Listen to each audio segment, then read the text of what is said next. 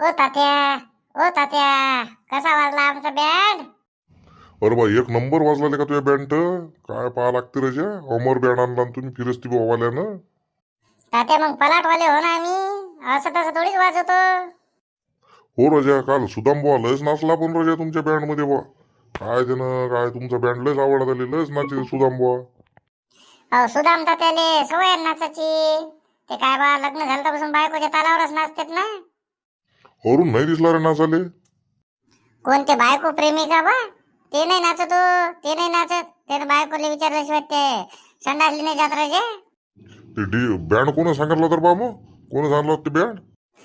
ते बँड सांगितलं आमच्या येडका पाहिला का येडका, ते कंजूस येडका, त्यानं सांगितला.